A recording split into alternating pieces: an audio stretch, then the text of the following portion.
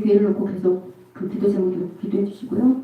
다른 기도 제목 없으시면 우리 오늘 말씀 함께 봉독하도록 하겠습니다. 오늘 말씀은 누가복음 10장 1절부터 20절인데요. 저희가 다 읽지 않고 일단 함께 어차피 배울 때 우리 같이 읽을 거니까 지금 같이 읽을 거는 10장 1절, 2절만 같이 읽도록 하겠습니다. 10장 1절, 2절 같이 읽도록 하겠습니다. 신약성경 109페이지 어간이 있고요.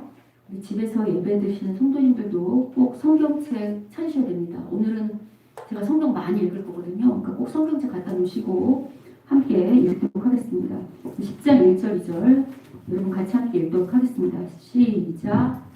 그 후에 주께서 따로 70인을 세우사 친히 가시려는 각 동네와 각 지역으로 둘씩 앞서 보내시며 이르시되 추수할 것이 많되 일꾼이 적으니 그러므로 추수하는 주인에게 청하여 추수할 일꾼들을 보내 주소서 하라. 네, 여러분 복음서는 저희가 지금 누가복음을 배우잖아요. 그 복음서 그러면 이제 사복음서를 말하는 거예요. 그게 사복음서가 뭔지까지 설명은 안 해드려도 되겠죠? 마태, 마가, 누가, 요한 사복음서. 복음서는요, 제가 지난주도 말씀드렸지만 윤리적인 책이 아니고요. 예수님이 누구신지, 그러니까 예수님의 신분과 지위와 그분의 사역의 내용이 어떤지 그게 핵심 주제고, 또 하나는 예수님을 따르는 제자들은 어떤 삶을 살아야 되고 어떻게 살아야 되는지 예수님의 제자들의 도리, 그걸 이제 간편하게 제자, 도 이렇게 말해요.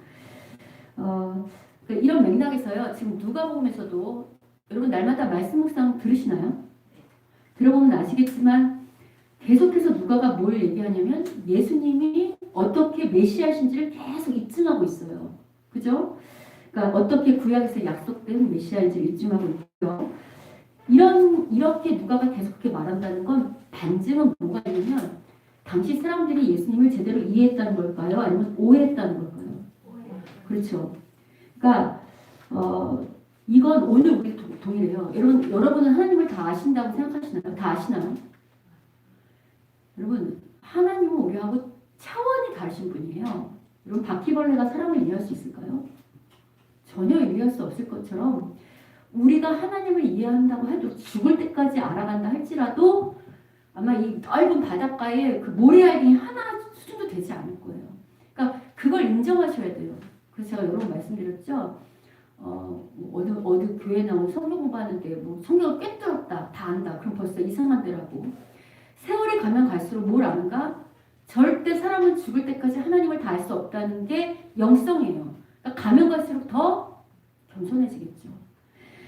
그래서 누가 보면 끊임없이 뭘 말하냐면 그러니까 예수님의 제자, 하나님의 백성은 죽을 때까지 누구를 알아가야 되냐면 하나님을 배워가야 되고 알아가야 돼요. 그러니까 안주하면 안 된다고 그래서 말씀드렸어요. 자, 그럼에도 불구하고 참 하나님이 우리의 아버지라고 우리 아버지신 걸 어떻게 알 수 있냐면 하나님께서 당신의 이 하나님 나라 이 귀하고 정말 너무 복된 일을 혼자 하시지 않고 누구에게 맡기시는가? 당신의 백성에게 맡기시잖아요. 이걸 신약식으로 말하면 예수님의 제자 삼고 예수님의 구원사역, 복음사역을 누구에게 맡기세요? 예수님의 제자들에게. 그래서 실제로 우리가 누가복음 9장 지난번에 살펴보면 아시겠지만 12제자를 예수님이 파송하세요. 복음 선교하라고. 그리고 같은 맥락에서 오늘 본문에서도 10장 1절 보시면 몇 명을 파송하시죠? 70인이요. 우리 지금 개역개정에는 70인으로 번역되어 있지만요. 여러분 이게 원래 성경이 아니고 번역본을 그러니까 헬라어를 번역한 성경이잖아요. 근데 여러분이 아셔야 되는 게 헬라어 원본이 하나만 있을까요? 아니면 원본이 아니라 다 사본이 돌아다닐까요? 그러니까 원본을 필사한 사본이 돌아다닐까요? 여러분 원본을 어떤 게 원본인지 어떻게 알겠어요? 몇천 년 전에 일인데 원본을 여러 개지 헬라어로 필사한 것들이 많아요. 그럼 여러분도 필사하다 보면 원본하고 똑같이 할까요? 아니면 오타가 있기도 하고 또 번역자의 해석이 들어가서 다르기도 할까요? 그래서 어떤 헬라어 성경에는 70인으로 되어 있지 않고 72인으로 되어 있어요. 근데 70인이든 72인이든 중요하지 않아요. 왜 중요하지 않냐면 보통 70인은 히브리어, 그러니까 구약 성경에서 70인으로 번역되어 있고 72인은 헬라어가 많이 그렇게 이야기를 하는데 왜 그런가? 히브리, 그러니까 유대인들의 사고 속에 70인은 구약에서는 전 세계를 상징하고 72인도 전 세계를 상징해요. 여러분 왜 노아 홍수 이후에 바벨론 딱 전에 왜 노아의 자손들이 퍼뜨려진 십장 아시죠? 모르세요? 반 알아요. 10장에 그죠? 거기에 후손들 퍼뜨려지는 거 여러분 세어보시면 뭐가 70이에요. 70 숫자가 다 맞춰 있어요. 그러니까 70이 상징하는 것은 뭐냐? 전 세계예요. 그럼 뭘 말하는가? 여러분 유대인들 당시 유대인들은 하나님이 메시아가 오시면 구원이 이방인에까지 다 베풀어질 거라고 생각했나요? 아니면 자신들만 구원 받을 거라고 생각했나요? 그렇죠. 근데 지금 누가는 그 사고를 깨요. 뭘 말하냐면 하나님의 구원이 유대인들뿐만 아니라 온 열방, 그러니까 전 세계 모든 나라, 모든 민족에게까지 있을 거라고 미리 내다보면서 지금 이렇게 70인 기록을 하고 있는 거죠. 자, 그러니까 우리는 그러니까 예수님의 제자는 유대인들만의 제자가 아니라 누구의 제자라고요? 온 열방, 온 세계 민족의 제자예요. 여러분은 누구의 제자라고요? 예수님의 제자인데 대한민국만의 제자인가요? 대답 좀 해보세요. 회장님이 들으시는 분들. 어디의 제자라고요? 전 세계 열방이요. 자, 그러면 이제 오늘 70명의 제자를 부르셨는데 항상 주님이 어떤 제자를 부르실 때 목적이 있고 분명한 사명을 주신다 했죠. 오늘 이 70인의 제자에게 맡기신 사명이 뭐냐면 1절 보시면 이렇게 나오죠. 친히 가시려는 각 동네와 각 지역으로 둘씩 뭐 어떻게 보내요? 네, 그러니까 제자는 예수님이 가시기 전에 오시기 전에 먼저 가서 복음을 전하는 미리 예비하는 일을 하는 거예요. 또 하나는 어떤 일이냐면 2절 보세요. 추수할 것은 많은데 일꾼이 없대요. 그래서 추수하는 주인에게 추수할 일꾼들을 어떻게 하라고요? 추수할 일꾼들을 어떻게 하라고? 보내주세요. 이게 무슨 의미? 뭐 하라는 거예요? 뭐 하라는 거예요? 전도도 전도지만 전도하기 앞서서 기도하라는 거예요. 하나님 추수한 일꾼을 좀 보내주세요 하고 기도하고 그리고 추수할 일꾼들을 정말 또 다른 제자를 세우러 아까 말씀하신 것처럼 전도해야 된다는 거예요. 그러니까 기도하면서 전도에 앞서 뭘 해야 된다고요? 기도하고 전도하는 거. 이 일이 일이에요. 여러분 이런 비유가 좀 그렇긴 하지만 오늘날도 왜 본사에서 왜 파견 근무를 보낼 때 직원들에게 파견 근무 보낼 때 미리 교육시킬까요? 시키지 않을까요? 시켜요. 그렇지. 당연해요. 그러니까 예수님도 지금 70명을 파송하기, 그러니까 선교사로 파송하기 전에 복음을 전하는 사역자로 파송하기 전에 뭐 하냐면 교육을 시키세요. 그래서 여러분이 오늘 우리가 이제 10장 1절부터 20절을 살펴보는데 여기에는 실제로 70명의 제자가 어떻게 사역을 했는지 그 사역의 내용보다는 앞으로 예수님의 제자가 사역을 할 때 아까 제가 제자도 그랬죠. 어떤 태도와 어떤 마음가짐을 가져야 되는지 말하고 있어요. 여러분이 신앙을 되게 무슨 종교적인 행위로 착각하시는데요. 신학은 계속 뭘 말하냐면 태도를 말해요. 태도. 그러니까 우리가 하나님 앞에서 어떤 태도냐. 또 사람과 앞에서 사람들에서 어떤 태도를 취하느냐. 여러분도 여러분 가족이나 어떤 사람 친구하고 싶을 때 태도가 좋은 사람을 하고 싶으세요? 태도가 나쁜 사람을 하고 싶으세요? 그건 당연하지. 여러분 당연히 생각하면서 왜 여러분 자신의 태도는 어떤지 돌아보세요. 여하튼 지금 태도를 말해요. 그리고 그러니까 어떤 마음가짐과 어떤 태도를 가져야 되냐고 말하고요. 그리고 이제 중요한 건 뭐냐면 오늘 전체에서 핵심이 뭐냐면 이렇게 말씀하세요. 지금 제자들이 복음을 전하잖아요. 이 복음 자기 복음을 전하는 거예요? 아니면 전지전능하신 하나님 나라 일을 전하는 거예요? 그리고 되게 귀한 거잖아요. 우리가 생각할 때는 이게 천국은 보석보다 더 진주보다 더 귀하다. 다이아몬드보다 더 귀하다 이렇게 배웠잖아요. 그럼 너무 귀하고 가치 있는 건데 이런 걸 전할 때 여러분 누가 여러분한테 부자 되는 법 가르쳐준다고 하면 좋으세요? 싫으세요? 얼른 그 사람 집으로 들이실래요? 내쫓으실래요? 정말 부자 되는 법을 가르쳐준다고 하면 듣죠. 근데 세상 사람들이 그런 거는 쉽게 받아들이는데요. 그거보다 귀한 복음을 전할 때 모두에게 환영받지 못할 거라는 거예요. 환영한 사람도 있겠지만 이 제자들을 거절하는 사람도 있대요. 어느 수준이냐면 10장의 3절 보세요. 3절 보시면 갈지어다 내가 너희를 보냄이 어린 양을 어디에 보내는 거 똑같대요? 이리가 이 어린 양을 이리에 보내면 어떻게 돼요? 잡아먹혀요. 잡아먹고 죽이죠. 그러니까 거의 죽기 일보 직전까지 그렇게 복을 전하는 게 힘들 거라는 거예요. 자, 그러면 우리가 아까 예를 들어서 군인을 파견하거나 어떤 그런 사람들을 파견할 때 어려움이 닥치면 어떡하라는 그런 어떤 그 지침 줄까요, 안 줄까요? 주겠죠. 더군다나 지금 이리가 잡아먹힐 만큼이라면 거기 이리와 싸워서 이길 만한 무기나 전투 태세를 갖추라고 말씀하셔야 되겠죠. 근데 그렇게 하지 않으세요. 그렇게 하지 않고 10장의 4절 보시면 오히려 이렇게 완전 무장을 시키는 게 아니라 반대로 전대나 배낭이나 신발을 어떻게 하지 말래요? 가져가지 말래요. 길에서 아무에게나 문화하지 말라는 건 이런 거예요. 괜히 부정한 것이 옵지 않도록. 그러니까 복음을 전해야 되는데 여기에 부정한 것이 담지 않도록. 이런 건 똑같아요. 여러분 오늘 예배 오려고 하면 초신자 때 예배 오는 거 방해하는 세력들 있어요, 없어요? 주일만 되면 꼭 싸우거나 아니 우리도 아까 예배 준비 이렇게 우리도 시작했는데 예배 준비할 때 이런 어떤 사단의 역사가 있을까요, 없을까요?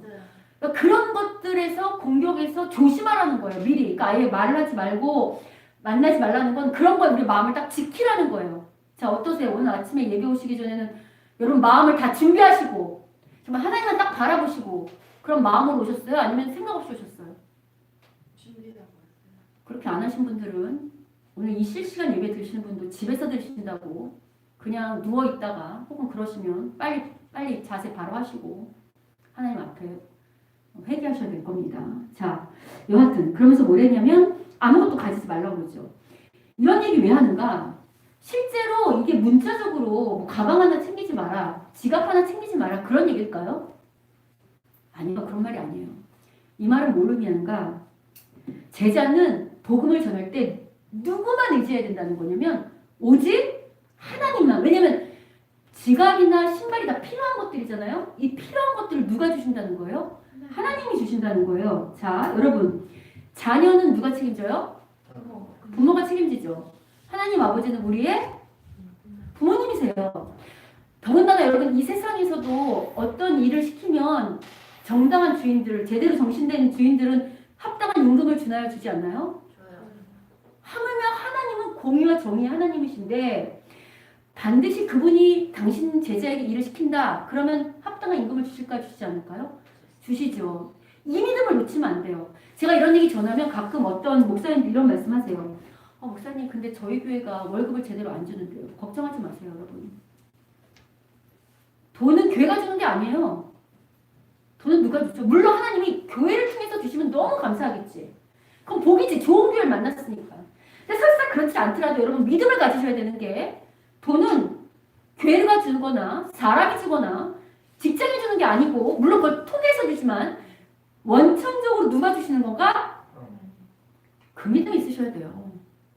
그걸 놓치는 순간 여러분은 자꾸만 어떻게 되냐면 여기 7절 보세요. 후반절 보시면 그 상을 받는 것이 마땅하니라. 이 집에서 저 집을 어떻게 하래요? 어떻게 되냐면 그런 확신이 없잖아요. 그러면 여러분 이 세상에서도 왜 직장을 다니지만 지금보다 조금 더 나은 대우를 해준다면 이 절을 옮기나요? 안 옮기나요? 고민하고 옮기죠. 근데 그건 뭐냐면 내가 내 가치만큼 능력만큼 받는다고 생각해서 그런데 제자는 그렇게 생각하면 안 되고 하나님 어디 있어라. 그럼 고만이라고 말씀하실 때까지 거기서 나와라고 하시기 전까지는 설사 거기가 다른 데가 거기보다 보수를 많이 주거나 훨씬 풍족하게 대접을 한다 할지라도 어떻게 하면 안 된대요? 옮기면 안 된대요. 왜요? 역시 그것도 동일해요. 저기가 나보다 내 이익을 따라 움직이는 게 아니라는 거예요. 제자들은 어떤 작은 이익을 따라서. 그런 믿음은 어디서 올 수 있냐면 앞서 말한 것처럼 누가 우리의 공급자예요? 하나님께서 우리를 공급하신다고 믿기 때문에 그런 내 이익보다 더 잘 아시는 하나님 주실 걸 믿기 때문에 그런 작은 이익에 따라서 옮기지 않는다는 거죠. 그러니까 제자가 복음 전할 때 가장 중요한 것은 바로 그거거든요. 누구만을 의지하려야 돼요? 예, 하나님께서 나의 모든 공급자다. 하나님 나에게 모든 힘과 능력의 원천자다라는 것을 잊으면 안 되겠군요. 자, 앞서 말한 것처럼 예수님의 제자들이 복음을 전할 때 그들을 환대해서 집에 유숙하기도 하고 거하기도 한 사람들이 있는 반면에 반대로 예수님의 제자들을 거절할 뿐만 아니라 아까 이리체처럼 정말 잡아먹을 듯이 핍박하는 자들도 있는 것을 암시해요. 그래서 오늘 8절 9절을 한번 읽어보겠습니다. 자, 8절 9절 여러분 한번 읽겠습니다. 시작. 어느 동네에 들어가든지 너희를 영접하거든 너희 앞에 차려놓은 것을 먹고 거기 있는 병자들을 고치고 또 말하기를 하나님의 나라가 너희에게 가까이 왔다 하라. 지금 이제 환대하는 데는 들어가서 그렇게 잘 이렇게 환대하고 병 고침도 사역도 하고 예수님을 대신해서 사역을 하라는 거예요. 근데 반대로 10절 11절 읽어보겠습니다. 읽겠습니다. 시작. 어느 동네에 들어가든지 너희를 영접하지 아니하거든 그 거리로 나와서 말하되 너희 동네에서 우리 발에 묻은 먼지도 너희에게 떨어버리노라.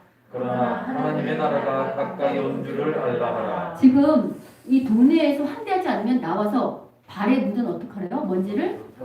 이게 이제 무슨 얘기냐면 중요한 게 있는데 유대인들은 정하다 부정하다 이게 되게 확실했잖아요. 레위기에서도 정하다 부정하다 하는 것처럼 유대인들은 이방인을 되게 부정하게 여겼어요. 그래서 이방 지역을 다니다가 들어오면 그 부정했기 때문에 들어올 때 발에 먼지를 어떻게 할까요?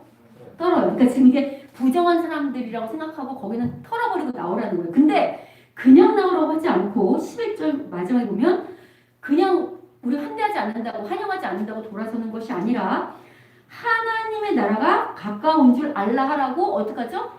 복음을 꼭 선포하고 나오라는 거예요. 설사 받아들이지 않는다 할지라도 거길 떠날 때 떠나더라도 거기에 뭘 하라고요? 복음을 어떻게 하라고요? 선포하고 오라는 거예요.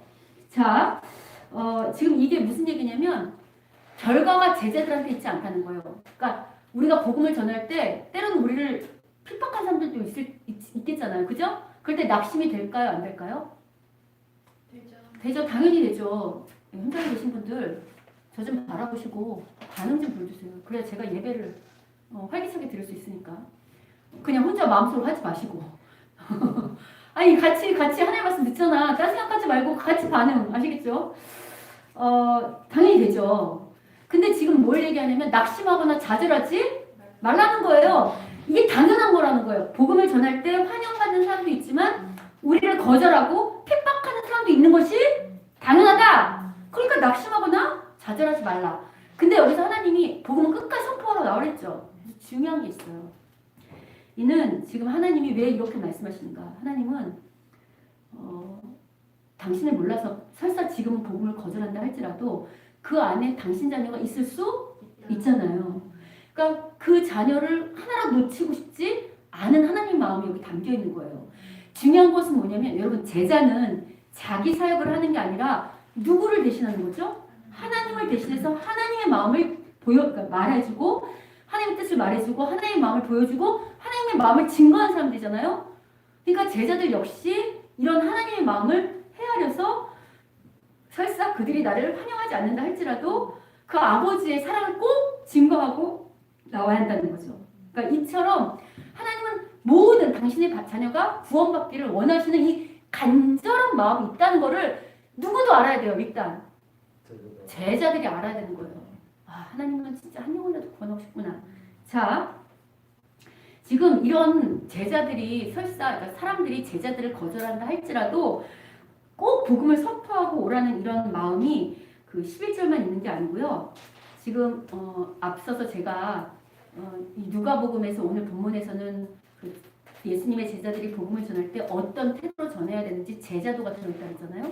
이게 되게 중요하다 그랬죠. 이거를 10장 이후만 하는 게 아니고요. 여러분 10장 1절을 중심에 놓고 우리가 지금 후반에서 그 얘기를 우리가 배웠는데 이 앞단락에 57절부터 62절 있죠. 9장이 보이세요? 네. 거기도 똑같은 얘기를 해요. 그러니까 여러분 그러니까 제자를 파송하는 걸 가운데 두고 앞에서도 같은 얘기를 하고 뒤에서도 같은 얘기를 한다면 이 제자 파송하는 요 앞뒤 제자도가 그만큼 어떻게 하는 거예요? 중요하니까 두 번이나 여러분이 애들 학교 보낼 때 잘 갔다 와 라고 말은 하지만 가기 전에 잔소리 중요한 거. 선생님 말씀 잘 들어야 돼. 자, 뭐 챙기고 잘 갔다 와. 그리고 또 가기 전에 잘 갔다 와 하네. 이렇게 해요, 안 해요? 똑같은 거예요. 그래서 보세요. 9장에 보시면 9장의 57절부터 이제 제자들을 부르는데 어떤 제자가 이제 예수님 59절 나를 따라라 그래요. 근데 그 제자가 뭐냐면 나로 가서 지금 아버지 장사를 좀 지나게 해달라는 거예요. 근데 예수님이 뭐라고 하시냐면 60절, 9장 60절 같이 읽어보겠습니다. 자, 읽겠습니다. 시작. 이르시되 죽은 자들로 자기의 죽은 자들을 장사하게 하고 너는 가서 하나님의 나라를 장사하시고. 지금 뭐냐면 아버지 장례를 치르고 오겠다니까 치르고 오래요? 아니면 그러지 말고 그냥 장례 치지 말고 나를 따라와서 그냥 복음을 전하래요. 네, 어떻게 보면 이거 되게 매정한 말처럼 들리잖아요. 그리고 마치 가족을 버리라는 말처럼 들리는데 그런 얘기 아니고 이 얘기 역시 그러니까 하나님 앞에서 우리가 우선순위 오직 아까 그랬잖아요. 오직 제자는 하나님께 우선순위가 있어야 됨을 말하는 거예요. 그러니까 왜냐하면 하나님께 우선순위가 있다는 건 무슨 얘기냐면 이런 거예요. 무조건 하나님이 이렇게 해야 돼 이런 말 하는 게 아니고요. 아까 우리가 필요도 하나님이 공급하시고 하나님만 의지해야 한다고 하는 것처럼 그 말에는 무슨 의미가 있냐면 여러분 이 세상에 가장 진리이신 분은 누구밖에 없을까요? 가장 선이신 분은 누구밖에 없을까요? 가장 공의하신 분은 누구밖에 없을까요? 제가 그 이외에 여러 수식어가 있지만 가장 온전하고 완전하신 분도 하나님밖에 없어요. 그러면 우리에게 어떤 것이 가장 좋은지도 내가 잘할까요? 하나님이 잘할까요? 그 얘기를 하는 거예요. 어떤 일을 하기에 앞서서 먼저 하나님께 물어서 때론 하나님이 이거보다 이게 우선이야 라고 말한다면 내 생각엔 아무리 이게 우선이라 할지라도 하나님이 우선이라고 하는 것에 순종해서 먼저 가는 것이 참된 제자의 도리라는 거예요. 이 말이 그런 의미를 함의하고 있어요. 이해가 되셨죠? 예. 그 다음에 아직 이 사람 제자가 우리처럼 똑같아. 우리가 하나님이 뭐 해라 그러면 여러분 예해요? 아니면 꼭 토 달아요? 토 달잖아요. 여러분 감사해요. 솔직하게 말씀해 주셔서 여러분이 아니라고 하면 저만 토 단다고 할 뻔했어요. 감사해요. 어쨌든 토 달아요. 이 사람도. 61절 보세요. 주여 내가 주를 따르겠지만 그래도 먼저 가서 가족을 좀 작별하게 해달라고 토 달아요? 안 달아요? 예수님 뭐래세요? 62절 같이 읽겠습니다. 시작. 예수께서 이르시되 손에 쟁기를 잡고 뒤를 돌아보는 자는 하나님의 나라에 합당하지 않으리라. 지금 뭐냐면 손에 쟁기를 잡고 돌아보는 자 합당하지 않아. 지금 아까 그 말한 것처럼 제자는 어떤 일에 있어서 자기 생각이 앞서면 안 되고 누구의 생각이 항상 앞서야 돼요. 하나님의 생각이. 내 말이 앞서면 안 되고 하나님의 말, 하나님의 뜻이 항상 앞서야 됨을 말하고 있어요. 아울러서 여러분 여기서 이제 우리가 보통 이렇게 생각하면 여러분이 이렇게 생각할 수 있어요. 하나님 독재자야.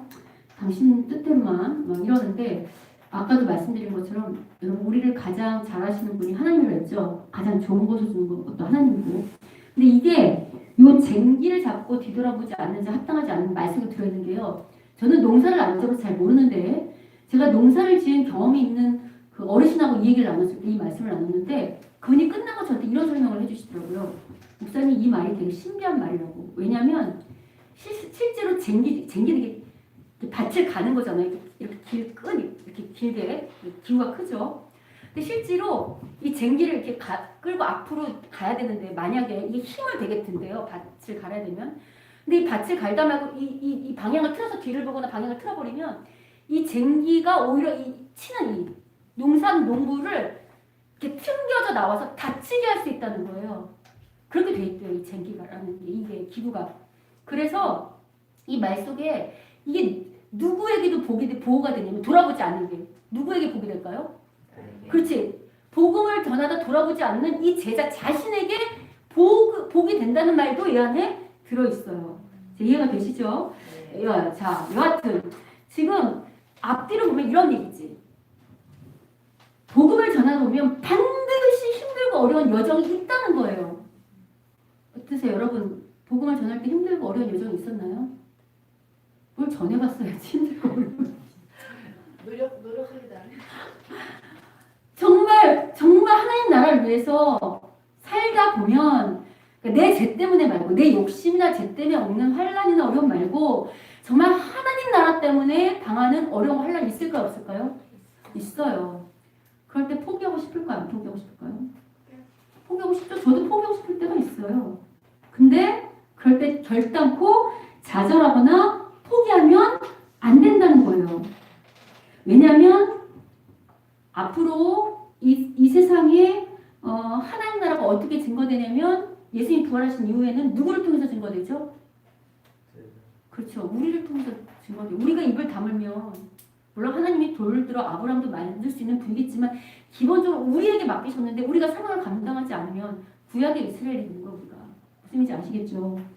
여러분 이렇게 아주 힘들고 어려운 핍박에도 불구하고 끝까지 복음을 전한 좋은 예를 어디에서도 찾아볼 수 있냐면 우리 일제시대에 그 일제시대에 일본의 여러 가지 불의와 만행에도 불구하고 그런 핍박에 굴복하지 않고 이 땅에 복음을 전한 초기 선교사님들이 계세요. 지금 일제 식민지 속에서 그 정말 복음을 전했던 여러 선교사님들이 많이 계시는데 혹시 그런 선교사님들의 이야기가 궁금하신 분은요. 양화진 선교열전이라는 책이 있어요. 그 책 보시면 거기 잘 나와 있어요. 근데 그런 중에서도 제가 한 예를 드리면 벙커 선교사님이라는 분이 있어요. 이분은 이제 부부인데 이분들은 미국에서 좋은 대학을 나왔어요. 누리고 살아도 돼. 근데 구직이 여러분 1800년대, 1900년대 초기는 우리나라가 아주 못 살 때예요. 여러분 지금 좋게 이렇게 뜨거운 물 나오는 이런 목욕탕 뭐 이렇게 하는 데서 살다가 찬물만 나와도 막 그러는데 지금보다 훨씬 문화적으로 또 삶의 질이 떨어진 데 가서 복음 전하려면 가시겠어요? 지금 여러분 조금만 어려운 일 있어도 불평불만 하잖아 우리는. 그죠? 못 살겠다고 하고 하나님 이러시냐고 막 이러는데 그걸 다 내려놓고 가는 게 쉽지 않겠죠. 근데 그 사람들은 삶의 터전을 떠나서 정말 복음 때문에 하나님 나라 때문에 우리나라에 이제 와서 정말 열심히 복음을 전했는데 어느 정도까지 했냐면 당시 이분들이 이제 배제학당에서 이제 교사로 공부를 갈 뿐만 아니고요.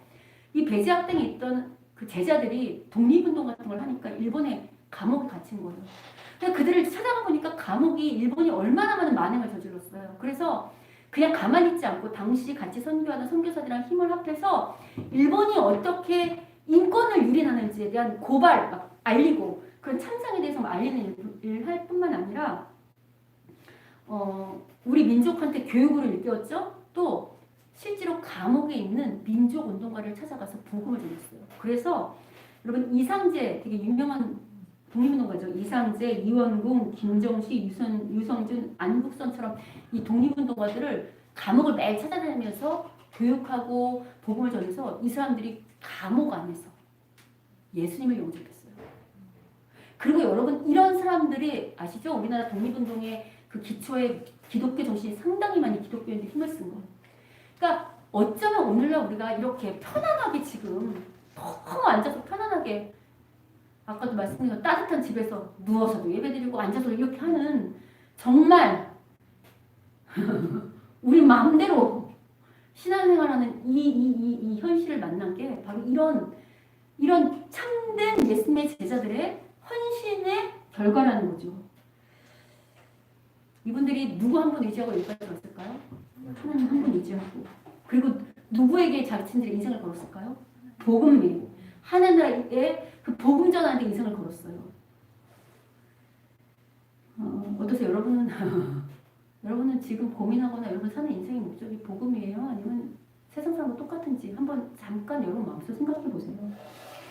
제가 이제 이런 얘기를 예를 들어드리면 어떤 분들은 이렇게 말씀하실 수 있어요.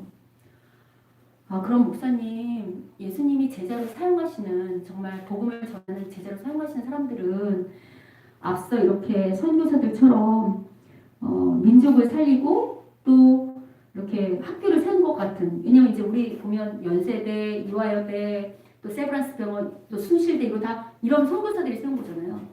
이런 분들이 한 것처럼 이런 거창한 일들을 할 수 있는 사람들만 하나님이 제자로, 예수님이 제자로 세우시고 일을 맡기시나요? 라고 생각할 수 있죠. 나는 아닌가 봐요. 나는 특별히 그런 데도 아닌가 봐요 할 수 있는데 그렇지 않다는 것이 오늘 본문 5절부터 7절에 등장해요. 그럼 먼저 오늘 본문 5절하고 6절을 같이 한번 읽어보겠습니다. 읽겠습니다. 자, 읽겠습니다. 시작. 어느 집에 들어가든지 먼저 말하되 이 집이 평안할지어다. 만일 평안을 받을 사람이 거기 있으면 너희의 평안이 그에게 머물 것이요 그렇지 않으면 너희에게로 돌아오리라. 여러분 지금 보시면 예수님이 제자들을 파송했어요. 어떤 거리나 그죠? 어떤 상가나 어떤 유명 업체나 이런 데 보내지 않고 지금 어디로 보내래요? 어디 가래요? 어느 집에 가정이에요. 그러니까 가정에서 지금 이렇게 하고 거기서 평안하다 하면서 그 안에 평안이 있으면서 거기서 어떻게 하래요? 그 집에서 머물래요. 그리고 7절 보면 그 집에서 거하면서 주는 것을 먹고 마시라는 거 보이세요? 지금 제자들이 선교를 파송해서 복음을 전하는 곳이 어떤 국가, 대단한 국가 정보기관이나 어떤 정보업체나 혹은 대단한 사업체나 무슨 학교나 이런 데가 아니고 그냥 어떤 집에 찾아가서 거기서 같이 먹고 마시면서 복음을 전하는 거 보이세요? 이건 뭘 말하는가? 제자들의 복음이 거창한 업적을 나타내는 그런 일들이 아니라 우리는 자꾸만 이 타락한 가치관이 있기 때문에 자꾸 교회를 해도 그렇고 뭘 해도 그렇고 결과물이 화려하기를 바래요. 성공, 막 업적. 여러분 지금 그 요새 그 IM 학교가 난리를 치는 이유가 뭐냐면 화려하고 쫓아서는 거 아니에요? 와 몇천 명이 오는데 해외 유학 갈 수 있대. 막 신앙으로. 여러분 속으면 안 돼요. 교회가 크냐 작냐 사람이 많이 하면 이게 중요한 게 아니고 중요한 건 하나님 우리에게 제자에게 어떤 사역을 맡겼냐면 업적의 사역이 아니고요. 관계성이에요. 무슨 사역? 왜냐면 잘 보세요. 여기 보면 집이 들어가되 집이 뭐 하래요? 뭘 선포하래요? 5절에? 평화를 선포하래요. 평화. 평안. 여러분 편안한 건 인간이 줄 수 있어. 편리함은. 편안.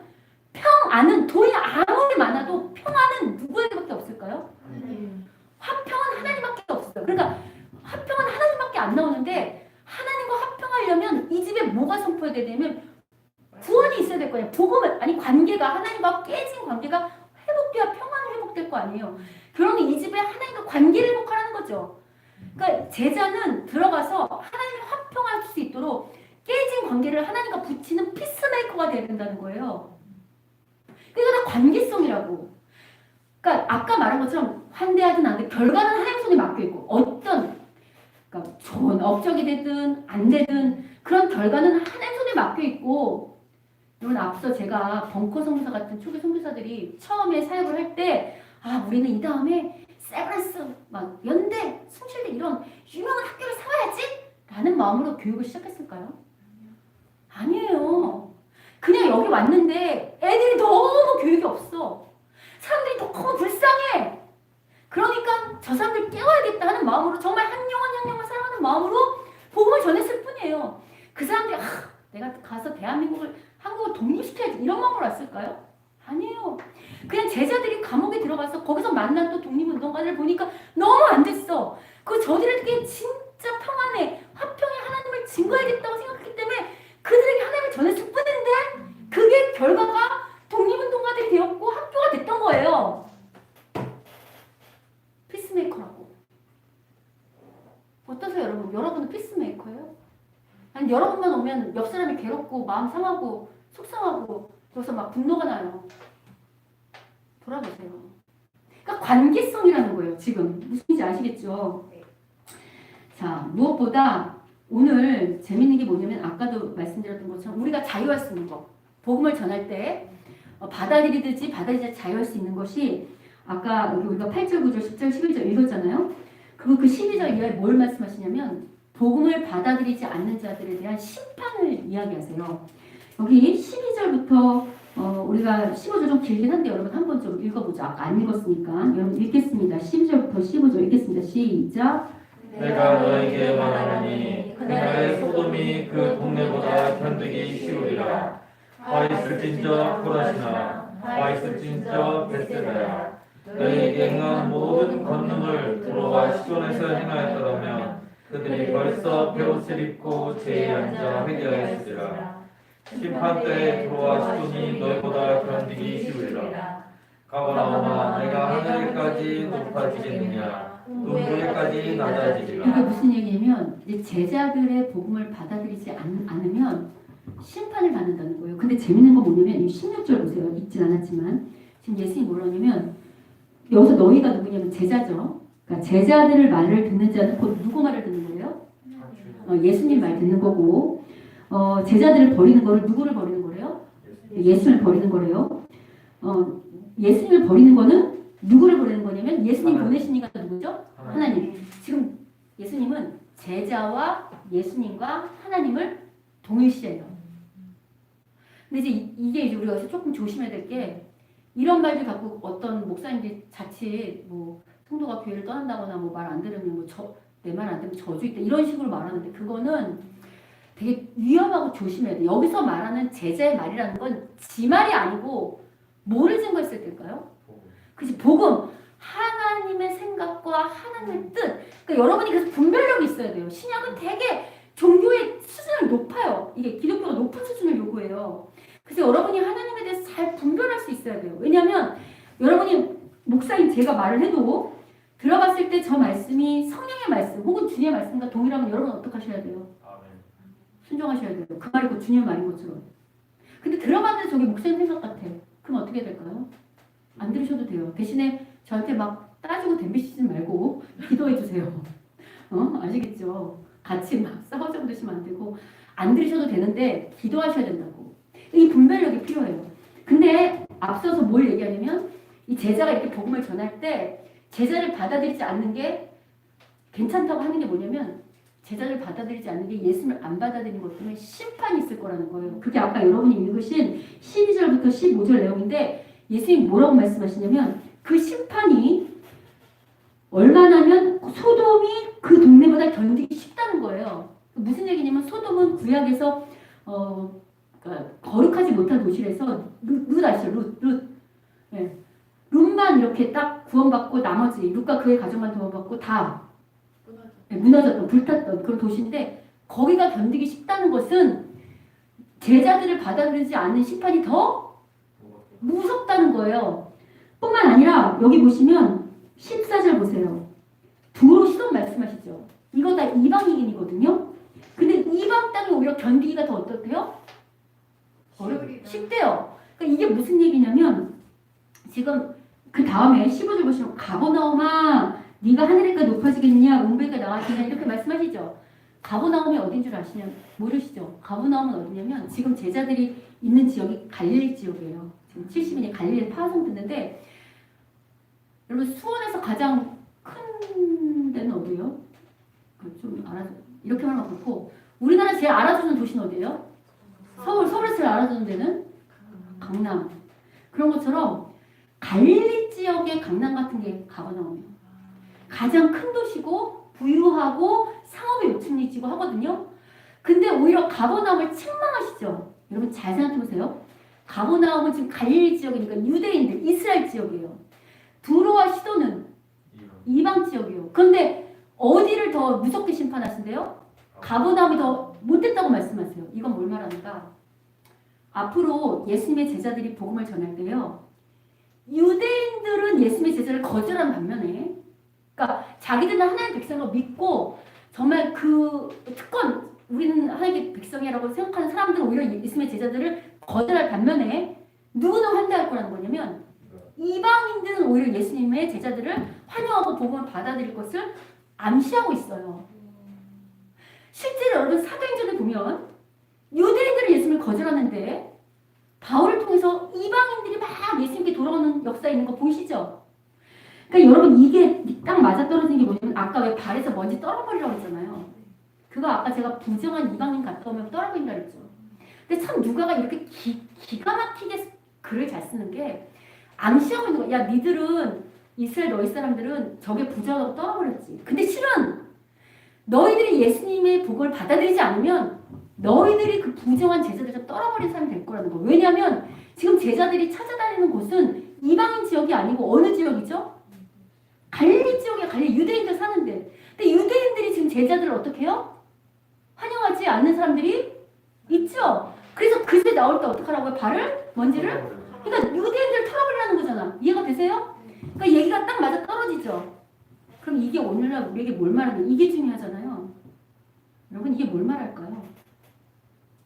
하나님의 백성으로 생각했던 유대인들은 오히려 구원받지 못할 것이고, 그러니까 예수님의 복음을 거절할 수 있고, 오히려 예수님을 믿지 않는 사람들은 이방 구원받지 못할 거라고 생각했던 사람들은 제자들의 말씀을 듣고 환영한다는 거예요. 그럼 이게 오늘날 적용하면 어떻게 될까요? 교회 안에, 그러니까 예수님의 제자들이 복음을 전할 때요, 그거를 핍박하는 사람들이 세상 밖에 있는, 그러니까 믿지 아니하는 세상 사람들이 아니고 교회 안에 예수님을 믿는다고 착각하는 사람들, 내가 예수님 앞에 구원받다고 착각하는 이 안에 있는 사람들일 수 있다는 거예요. 여러분 실제로 교회에서 문제를 제일 많이 일으키는 사람들이 누굴까요? 목사, 그리고 오래 믿은 장로, 권사, 그 사람들이 오히려 복음을 전하는 뭐가 되죠? 걸림돌이 돼요. 여러분 이 코로나 시국에도 지금 교회가 어마무시하게 욕먹고 있죠. 지금 서울은 교회가 세를 얻겠다면 안 준대요. 저희도 이번에 조금 뭘 좀 알아봤는데 교회라 하니까 이렇게 안색이 안 좋아지더라고요. 저 왜 그래요? 예수를 믿는다고는 하지만 제대로 믿지 못하는 교회들이 지금 교육을 흐리고 있는 거 보이시죠? 근데 여러분 이게 다른 사람 얘기라고 생각하시면 안 돼요. 나도 얼마든지 하나님의 복음을 방해하는 걸림돌이 될 수 있다는 거예요.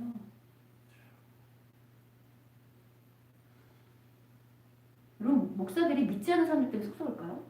그렇지 않아요. 교회 안에 순종하지 아니하는, 말씀과 다르게 자기 뜻대로 행하는 사람들 때문에 목회가 어려운 거 아닐까요? 동일해요.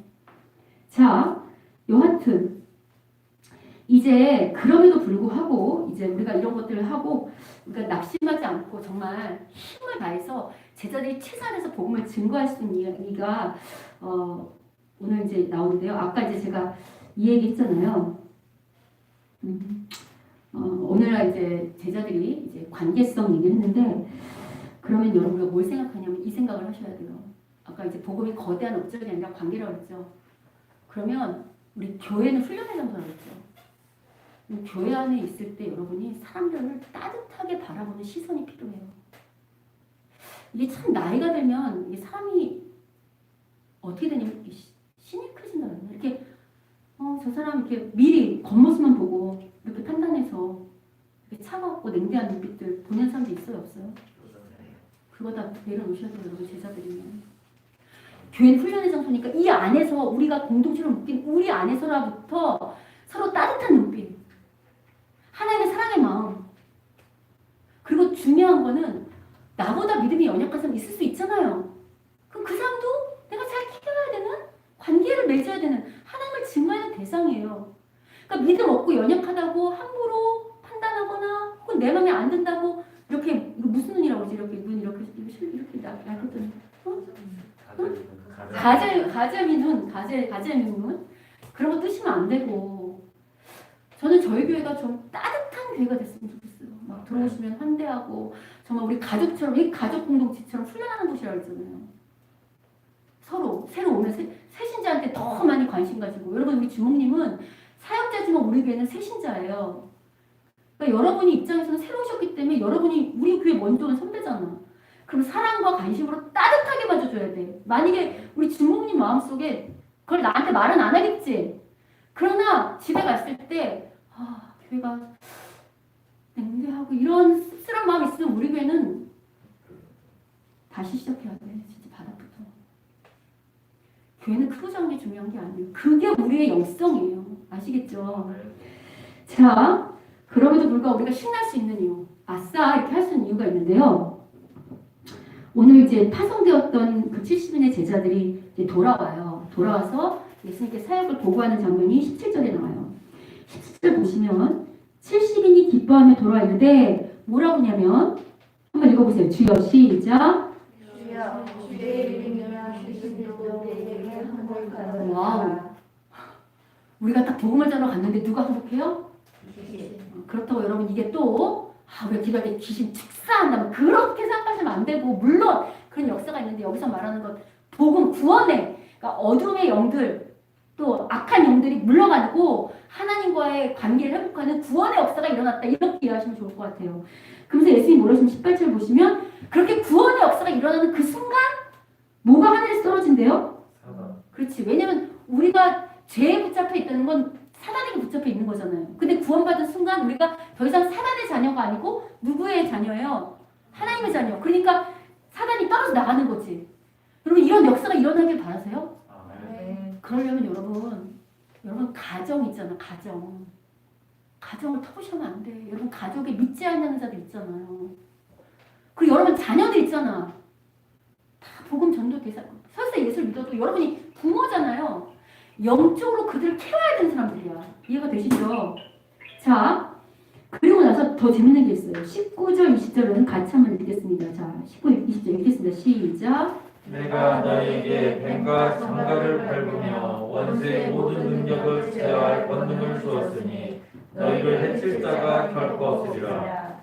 그러나 귀신들이 너희에게 항복하는 것으로 기뻐하지 말고 너희 이름이 하늘에 기록된 것으로 기뻐하라. 지금 뭐냐면 우리가 복음 전도할 때 뱀과 전갈은 이게 독 있는 거잖아요. 죽을 수도 있는데 지켜주신다는 거야. 앞서도 공급하신 말 있죠. 걱정하지 마라. 그리고 내가 지켜주고 또 모든 원수의 능력을 어떻게 할 수 있는? 컨트롤할 수 있는 능력이 누구한테 있어요? 제자한테 있어. 제자한테. 우리가 이런 사람이야. 자, 역사한테 이렇게 쳐다보는 거 있어요. 나 이런 사람이야. 한번 해줘. 왜 잘난 척 하라는 의미가 아니고 나 이런 능력 있는 사람이라고. 그래서 제가 지난주에 믿음은 배짱 그랬잖아요. 쫄지 말라니까. 뭐가 무서워? 뭐가 두려워? 하나님 먹이고 입히시고 우리를 해야 하는 데서 구해주시고 원수가 나를 공격한다 할지라도 오히려 그것을 이길 수 있는 능력을 나한테 주셨다는데 뭐가 무서워요? 아멘입니까? 아멘. 근데 여기서 중요한 게 있어. 그래서 결코 우리 해칠 자가 없다는 거예요. 아버지가 지켜주시니까. 근데 중요한 게 뭐냐면 이거예요. 20절 보세요. 그러나 귀신들이 너에게 항복하는 것을 기뻐하지 말고 뭐를 기뻐하래요?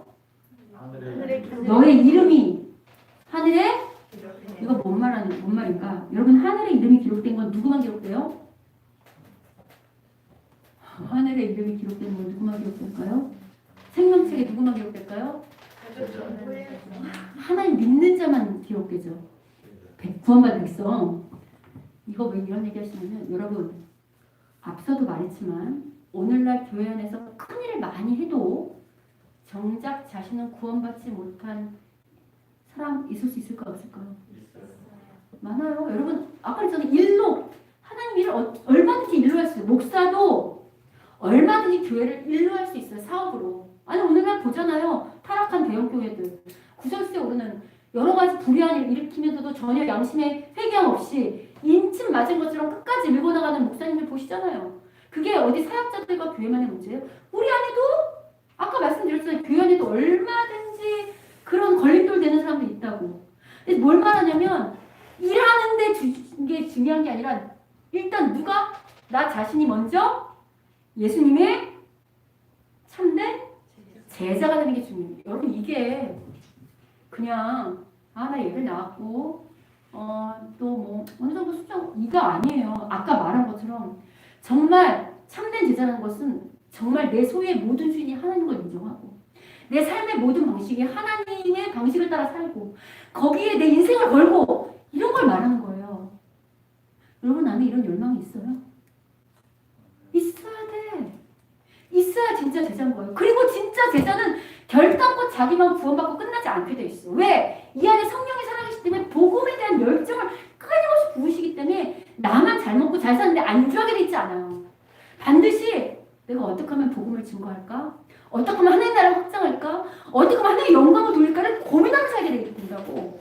그리고 영혼을 보면 그냥 지나치지 않아. 믿지 아니하는 영혼을 보면 뭐 당장 예수 믿으라 말을 못하더라도 그 영혼 놓고 어떤 마음이 듭니까요? 긍휼하고 하나님을 증거하고 싶고 기도하고 싶고. 그래서 예수 믿는데도 불구하고 애들 공부하는 데만 전념시키고 좋은 대학 가는 데는 전념시키는데 주님을 가리키거나 주님 믿는 일에 게을리하고 소홀히 한다? 생각해 보셔야 돼요.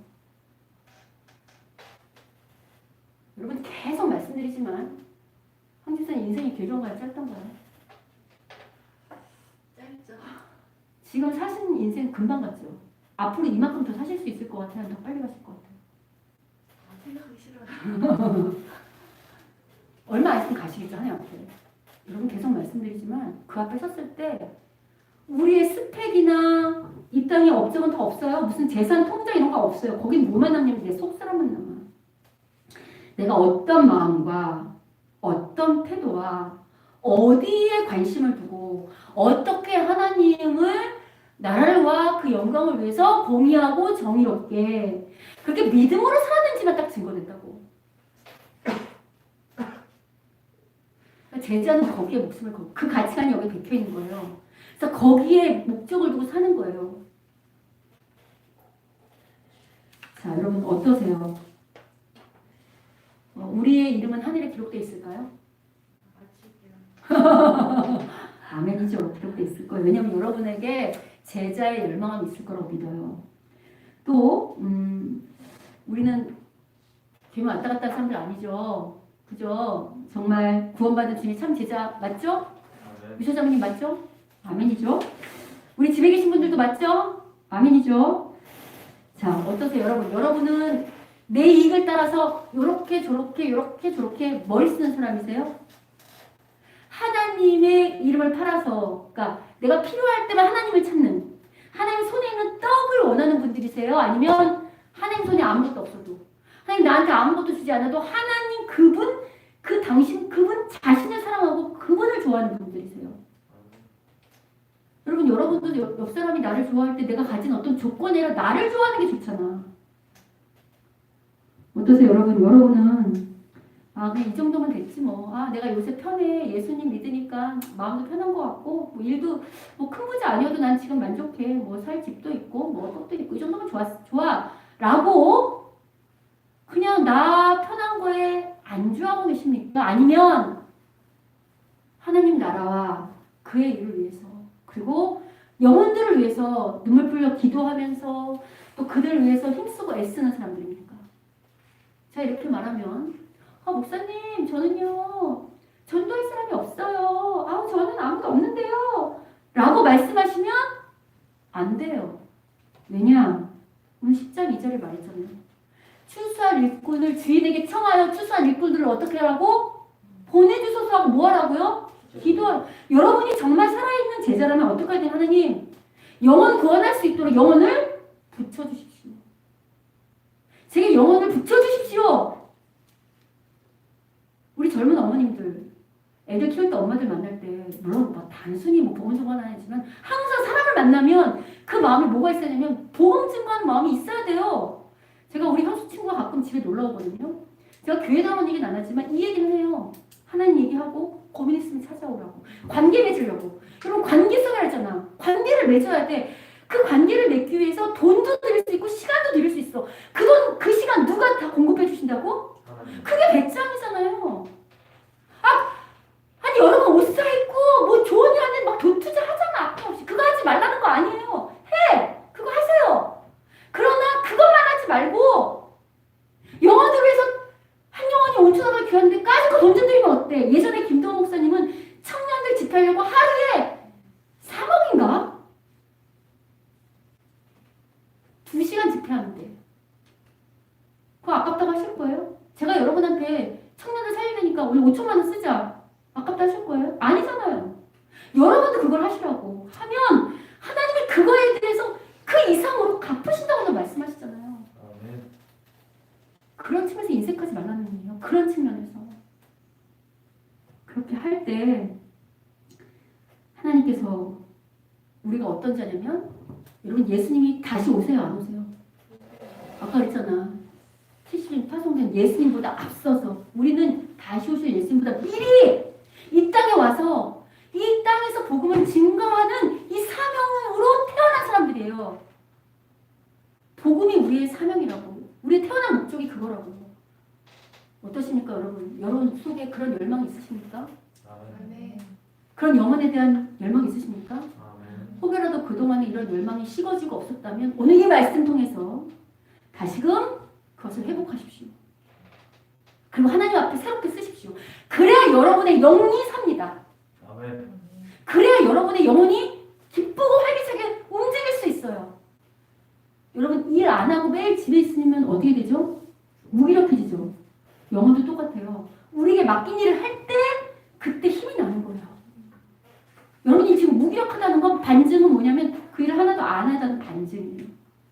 아시겠죠?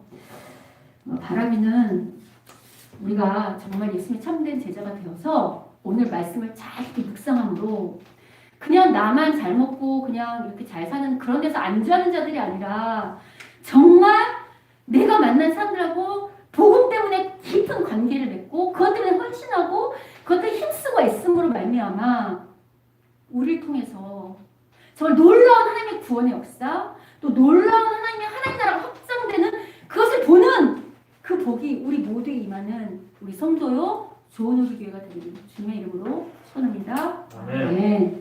이 시간 찬양할 때 갈릴리 교사 숙소에서 함께 찬양하도록 하겠습니다.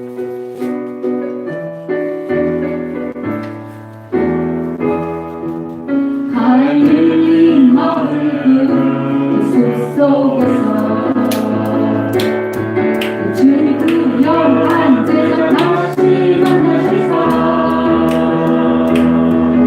마지막 그에게 말씀하시기를 너희들은 가라져 세상으로 가서 제자 삼으라 세상 모든 사람들 세상 모든 영혼에게 달렸나니 가서 제자 삼으라 나의 길 가르치라 내가 너희와 항상 함께 하리 갈릴리 마을 그 숲속에서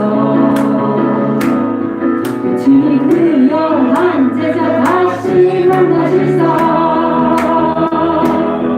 마지막 그에게 말씀하시기를 너희들은 가져 세상으로 가서 제자 삼으라 세상 모든 사람들을 세상 모든 영혼이 내게 달려가리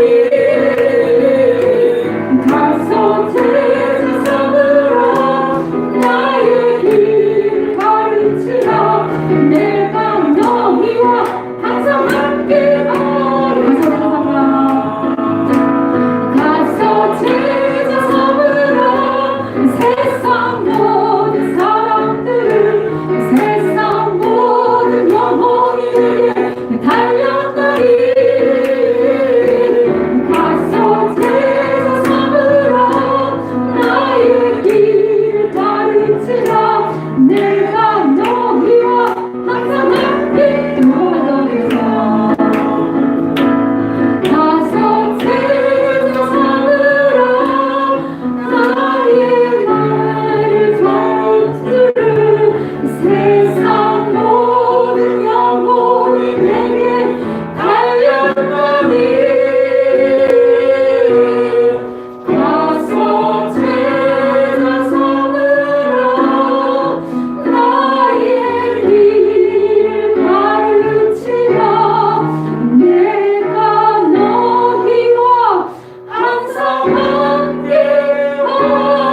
함께하리라. 이 시간 잠깐 기도하면 좋겠는데 우리 전도할 영혼들 있죠. 우리 가족들도 있고 우리가 또 전도할 영혼들 있잖아요. 이 시간 우리 하나님 앞에 정말 간절하게 우리 그 영혼들 놓고 잠깐 기도하도록 하겠습니다. 하나님 우리 이 시간 말씀을 보면 우리가 한 명도 놓치지 말고 계속 깨닫게 되었습니다. 하나님 우리 영혼을 보여주시옵소서. 아버지 말씀을 따라 도와주시옵소서. 주의 복음을 들고 아버지 우리 가정 아버지 말씀 아버지 나의 구원하여 주시옵소서. 우리의 가족들 하나님 우리의 남편과 우리의 아내와 우리의 자녀와 우리의 부모와 우리 자식들을 기억하여 주시옵소서. 아버지 우리 친지들을 기억하시고 우리가 만나는 이웃들을 기억하셔서 저들에게 정말로 주의 말씀을 바르게 증거하고 주의 말씀을 바르게 우리의 능력을 허락하셔서 우리가 정말로 삶의 목적이 그들에게 복음을 전하는 부족함이 없는 사람들이 이 열심이 시간이지 아니하고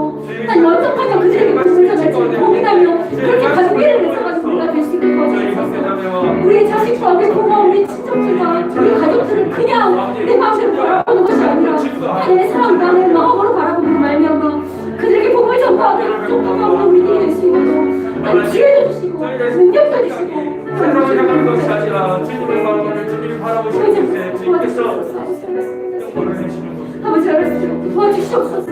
하나님 우리에게 능력이 없지만 하나님 믿고 나아갈 때마다 하나님께서 주님의 시선을 아버지 따라오시는 도와주시기를 소원합니다. 우리의 자녀 우리의 가족들을 기억하여 주시옵소서. 이 자리에 나와야 할 사람 아버지 아시지요. 온전히 불쌍하다. 도와주시옵소서.